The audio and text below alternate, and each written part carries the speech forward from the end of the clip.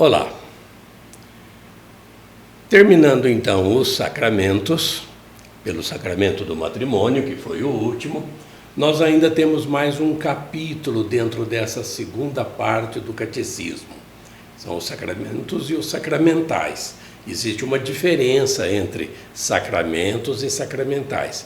Acontece que tem algumas outras celebrações litúrgicas que nós também precisamos comentar, porque também faz parte dessa última parte da segunda parte. Capítulo 4, nós temos 2 artigos. O artigo 1, que fala dos sacramentais especificamente, o que são, quais são, e depois tem o artigo 2, dentro desse capítulo, os funerais cristãos, como eles devem ser, como que a liturgia também da igreja recomenda que sejam. De modo que assim nós vamos terminar com esses parágrafos hoje, o artigo 1º, os sacramentais. No próximo vídeo, nós, falando sobre os funerais cristãos, a gente dá por encerrada a segunda parte do catecismo e a partir daí virá a terceira parte, que é a vida em Cristo. Então vamos lá com esses 3 destaques dentro dos sacramentais. Quais são os seus traços característicos?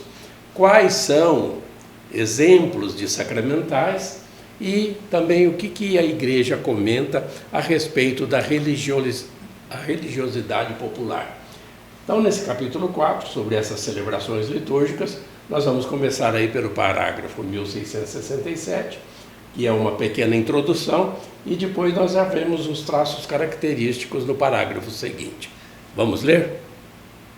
Os sacramentais. A Santa Mãe Igreja instituiu os sacramentais, que são sinais sagrados, pelos quais a imitação dos sacramentos são significados efeitos principalmente espirituais, obtidos pela oração da Igreja. Pelos sacramentais, os homens se dispõem a receber o efeito principal dos sacramentos e são santificadas as diversas circunstâncias da vida. Quais são os traços característicos dos sacramentais? São instituídos pela Igreja em vista da santificação de certos ministérios seus, de certos estados de vida, de circunstâncias muito variadas da vida cristã, bem como do uso das coisas úteis ao homem. Segundo as decisões pastorais dos bispos, podem também responder às necessidades, à cultura e à história próprias do povo cristão de uma região ou época. Compreendem sempre uma oração acompanhada de determinado sinal, como a imposição da mão, o sinal da cruz, a aspersão com água benta, que lembra o batismo. Então, veja, os sacramentos são 7. Eles produzem efeitos, como nós já vimos, como nós já refletimos, comentamos.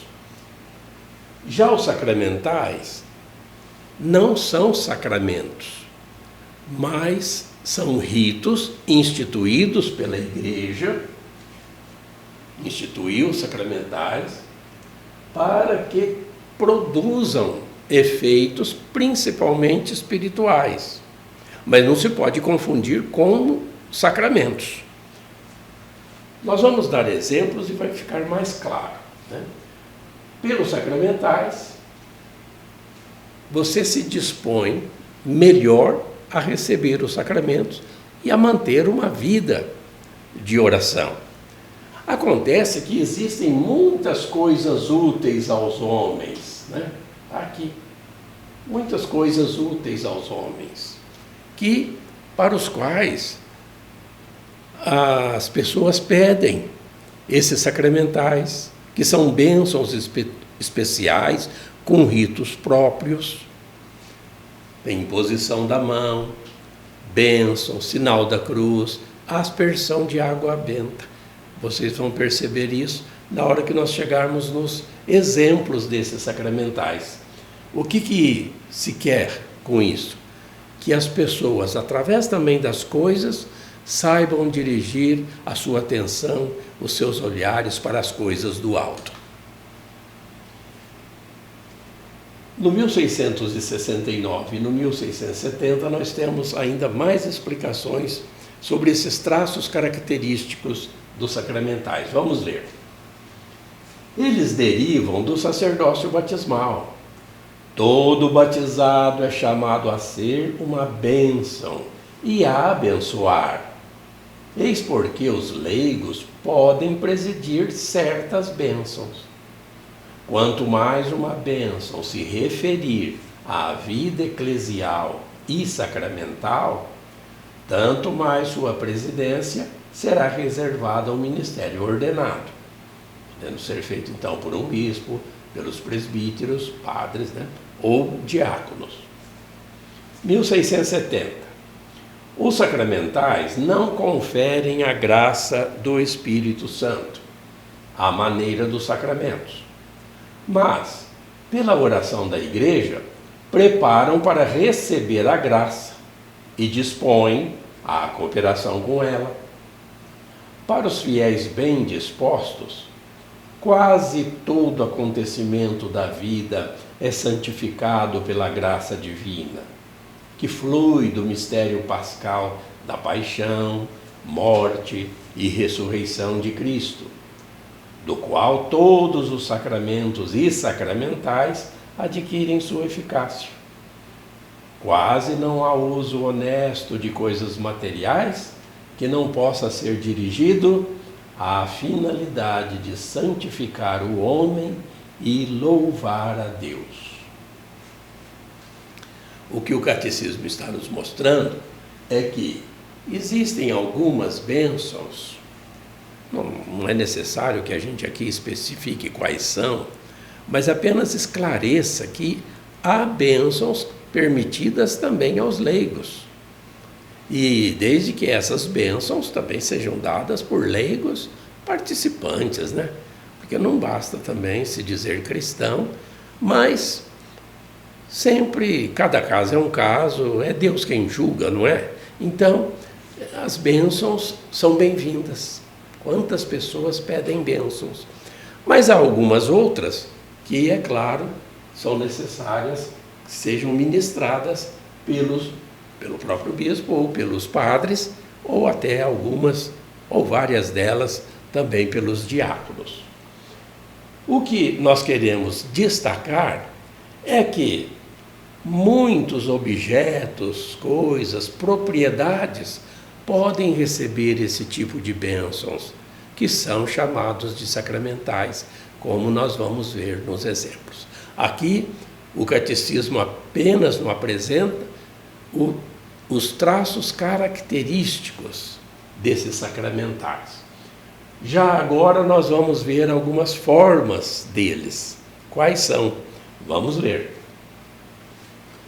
Entre os sacramentais figuram, em primeiro lugar, as bênçãos de pessoas, da mesa, de objetos, de lugares. Toda bênção é louvor a Deus e pedido para obter seus dons. Em Cristo, os cristãos são abençoados por Deus Pai, com toda a bênção espiritual nos céus. Por isso a Igreja dá a bênção, invocando o nome de Jesus e fazendo habitualmente o sinal sagrado da cruz de Cristo. Certas bênçãos têm alcance duradouro. Elas têm por efeito consagrar pessoas a Deus e reservar para o uso litúrgico objetos e lugares. Não confundir com a ordenação sacramental as bênçãos destinadas a pessoas, dentre as quais figuram a bênção do abade ou da abadesa de um mosteiro, a consagração das virgens e das viúvas, o rito da profissão religiosa, as bênçãos para certos ministérios da Igreja, leitores, acólitos, catequistas, etc. Como exemplos das bênçãos a objetos se pode citar a dedicação ou a bênção de uma igreja ou altar, a bênção dos santos óleos, de vasos e vestes sacras, de sinos, etc. Então, temos 2 destaques aqui, explicando que essas bênçãos de pessoas, de objetos em geral, de lugares, essas bênçãos sempre é porque nós queremos que tudo seja para o louvor de Deus. Quase não há, como nós vimos no item anterior, no parágrafo anterior, objetos que não possam receber essas bênçãos, porque a maioria sempre é destinada a servir a obra-prima de Deus, que é o ser humano, servindo a criação. Então, sempre se dá essas bênçãos com ritos próprios da igreja. Normalmente é assim. Mas esse outro parágrafo, 1672, pede que a gente não confunda as bênçãos a certas pessoas com o sacramento da ordem. O sacramento da ordem é para aquele homem que quer se consagrar como diácono ou padre, e depois bispo, que é o 3º grau, como nós já vimos. Aquele é o sacramento da ordem. Existem bênçãos de pessoas, mas que não são ordenadas. E aqui se dá exemplo. O abade, que é aquele superior de um mosteiro, onde tem os monges. Ou a abadesa, que é a superiora de mosteiros femininos. Temos irmãs ou freiras, como chamamos, que fazem profissões religiosas. Os irmãos também, em congregações religiosas, são abençoados, os seus votos. É um rito especial, mas não se pode confundir com o sacramento da ordem. Temos aqui também ministérios, bênçãos a pessoas que vão servir no ministério do leitorado, ou vão ser acólitos, ou vão ser catequistas. Não são ministérios ordenados. São ministérios não ordenados, podendo ser classificados como sacramentais. Temos também as bênçãos de objetos. Uma pessoa pede que bênção para a sua casa, vai se mudar para uma nova residência, ou vai se abrir um comércio, um lugar de negócio, se pede uma bênção. E o padre normalmente, ou o diácono, ou o bispo, vai lá para fazer essa bênção, uma inauguração. Utensílios em geral, imagens, águas abençoadas. Pode-se abençoar também animais, aves. Todas essas bênçãos a objetos ou seres vivos são chamados de sacramentais. E com esses exemplos fica fácil a gente entender a diferença entre sacramentos, que são aqueles 7, e todos esses tipos de bênçãos, porque existe um manual com todas elas, né? Bênçãos também de objetos e utensílios litúrgicos. Se dedica uma igreja, todas as paredes são aspergidas, se unge o altar com óleo do crisma e se abençoa sinos, vasos sagrados, cálices, objetos litúrgicos que é uma bênção até duradoura essa. Só se abençoa um cálice uma única vez, mas são considerados, então são chamados de sacramentais. Eu acho que assim ficou bem claro, não é? Vamos ler agora mais esse parágrafo e já estamos quase terminando. Vamos mais ler ele.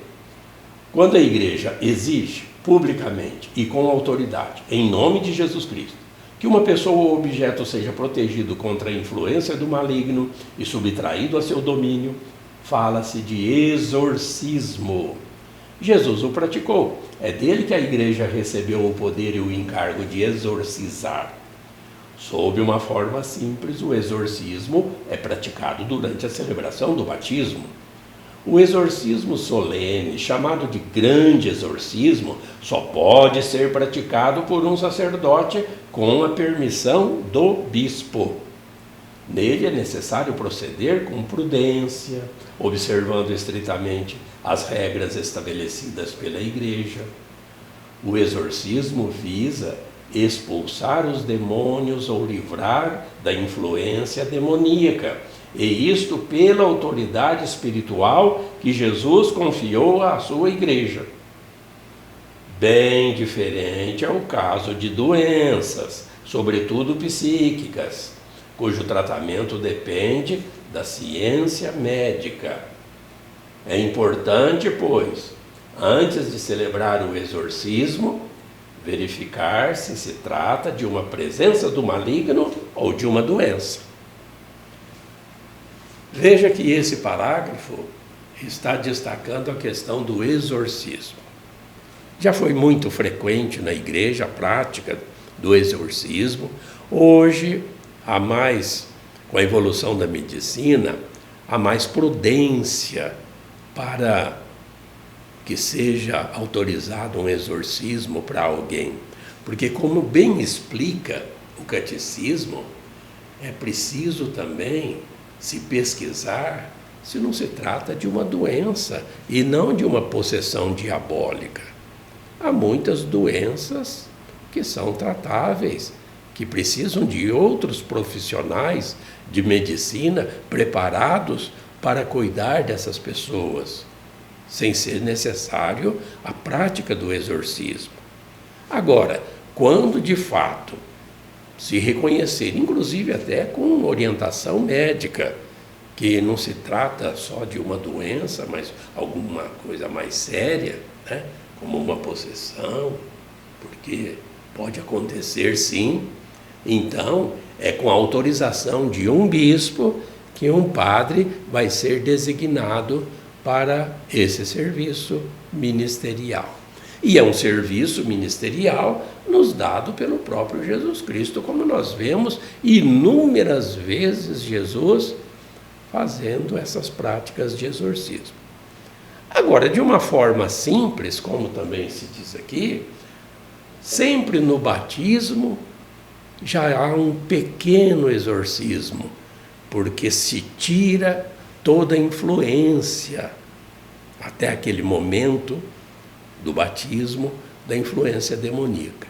Tanto que nós já temos aquela renúncia, né, ao demônio e suas ações. Mas é um chamado pequeno exorcismo que todo batizado tem. Agora, esse grande exorcismo precisa ter essa prudência que nós acabamos de comentar. Agora, sobre a religiosidade popular, que é os últimos parágrafos, são 3, também merece aqui uma reflexão da nossa parte para ver do que se trata. Vamos ler. Além da liturgia sacramental e dos sacramentais, a catequese tem de levar em conta as formas da piedade dos fiéis e da religiosidade popular.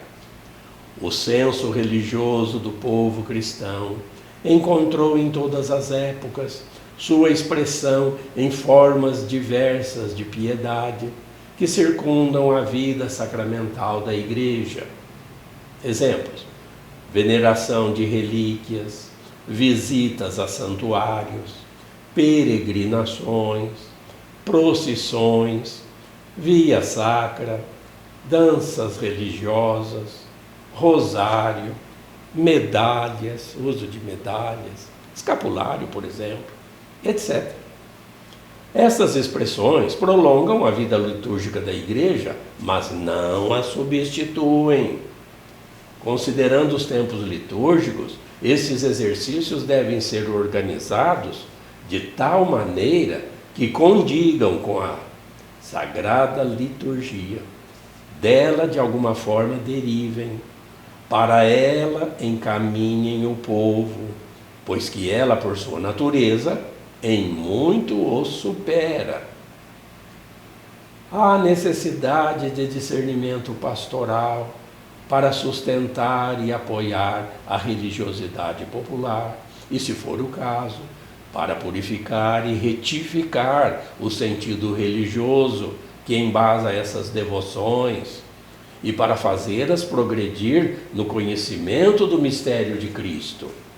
Sua prática está sujeita ao cuidado e ao julgamento dos bispos e às normas gerais da Igreja. Então, aqui com estes exemplos, já vimos que nós temos, tanto no nosso povo brasileiro e nas diversas partes do nosso país, inúmeras tradições religiosas. E assim, em todos os séculos, em todos os países, sempre, ao longo de milênios, há tradições religiosas, que são classificadas como religiosidade popular. Está bem explicado aqui, procissões. As procissões são devocionais, procissões dos padroeiros, procissões de Maria Santíssima, os seus diversos títulos que temos pelo mundo afora. Nossa Senhora tem mais de 1000 títulos. Então, é a procissão de Nossa Senhora de Guadalupe, de Nossa Senhora das Dores, Nossa Senhora de Fátima e assim por diante. Procissões devocionais. Nós temos vias sacras, danças religiosas, festas de santos reis, medalhas, uso de escapulário. Ou seja, tudo isso pode ser classificado como religiosidade popular. A Igreja as condena? De modo algum.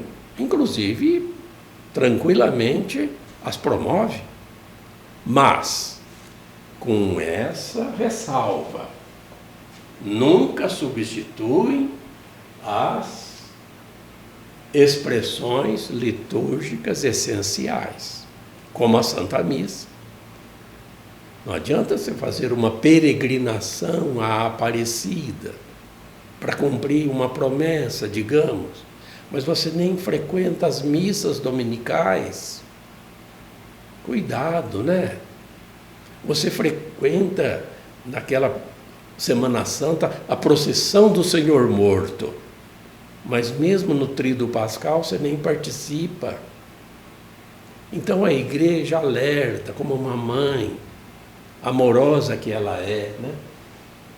Essas expressões devocionais, elas não substituem aquelas que são essenciais para a vida cristã. Jamais uma dessas vai substituir, por exemplo, a Eucaristia. Uma peregrinação penitencial não substitui a confissão auricular, individual, e assim por diante. Então, é útil que tenhamos, sim, devoções aos santos, aos anjos, a Maria, claro, mas com essa ressalva, né, de que os sacramentos, a Eucaristia, que é o ápice, é o cume da vida cristã, é que são essenciais. Então, quando há, digamos, um sincretismo religioso, em que certas expressões religiosas nem cristãs não são, mas a pessoa tem uma tradição assim de participar, cuidado, é melhor procurar uma orientação da Igreja a respeito, porque às vezes você está praticando algum rito lá que nem cristão não é. Então, depende sempre do julgamento e dessas normas gerais da Igreja. E assim a gente termina, né, esse capítulo, primeiro, sobre os sacramentais. Falamos não só dessas bênçãos em geral, de objetos, propriedades ou pessoas, como também falamos de exorcismo e das diversas expressões religiosas. terminando assim o artigo 1º desse capítulo 4º. Agora, na próxima videoaula, de número 103, nós vamos falar sobre o que a Igreja recomenda, como devem ser os funerais cristãos.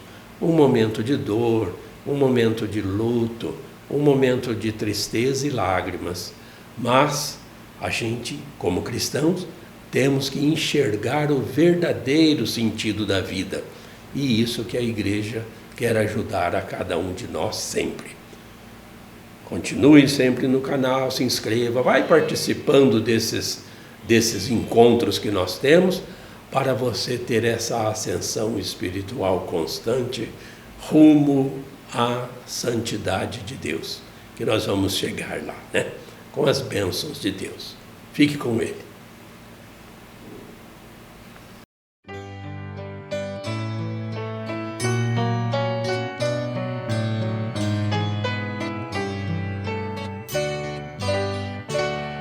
A fé é compromisso que é preciso repartir.